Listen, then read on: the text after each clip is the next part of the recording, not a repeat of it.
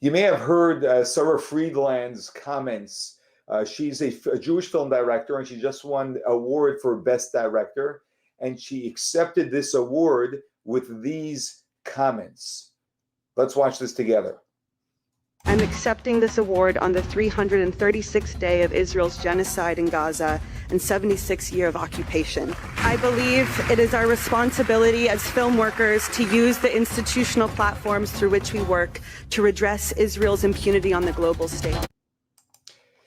Of course, you know I'm going to say that this is really, really sad, actually, is the way I would describe it. Sad and somewhat devastating that a Jewish woman would get up in such a public venue where she does in fact have a voice, as she acknowledges, and to call what Israel's doing genocide and occupation, both which are factually false for anyone who has just any bit of intelligence and does some basic research. But here's how I see this happening, how this plays out.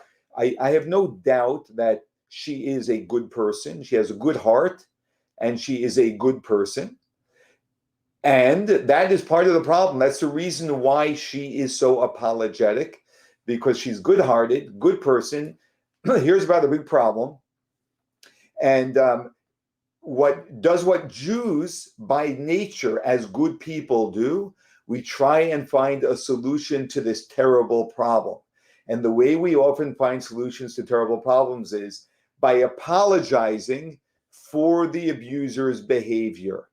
This is a widespread psychological issue that abused people always have. When someone finds himself in an abusive relationship, it takes a long time to wake up and realize that I am actually in a relationship with an abuser. For a very long time, what we commonly do is we apologize and no, they don't really mean it. They got upset that day. Something bad happened at work. All of the different justifications while we are being abused, until one day it reaches a peak point, and hopefully not. Some people will continue to apologize until they are, God forbid, murdered, which happens quite often tragically. And this is what is happening actually with many Jewish people in relation to Israel. She works in a culture which only pushes this message over and over and over. I have no doubt that she's exposed, 99% of her life is exposed to this message.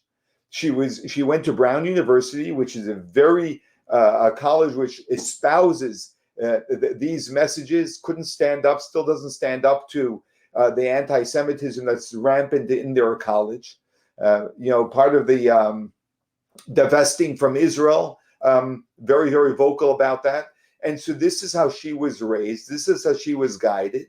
And therefore, she gets up and uses a public platform to actually take her own people and throw them under the bus in the idealistic belief that she is doing what is good for the world, what is good for the Palestinians, and what is, I don't know if she believes this is good for Israel and for the Jewish people or not. It's the PC thing to say.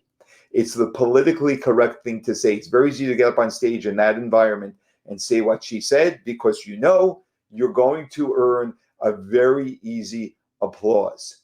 But here is the biggest issue with the position that she's putting herself in.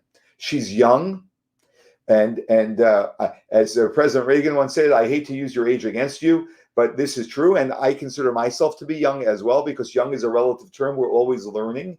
But the younger we are, the less informed we are, and the less experience we have in life to actually see things in a complete manner.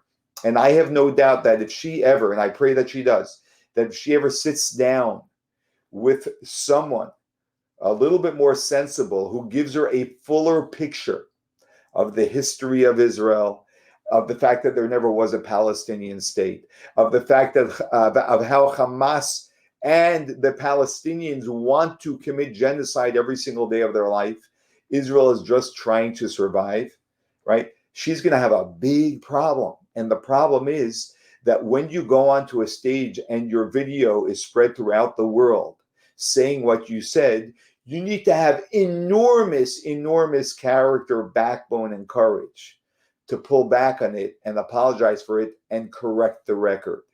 And so it happens when we, at a very young age, position ourselves so deeply in such a radical position, is that most people never come out of it.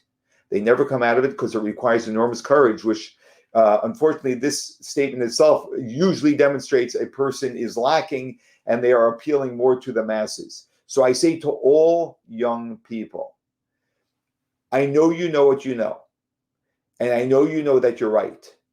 And I suggest to you, very, very strongly recommend that you still hesitate before you go into the public and make statements until you've spoken to a lot of other people who are older and more experienced than you. Because if there are people who are older with more experience that are telling you otherwise, there's probably something you haven't yet experienced and know in your life.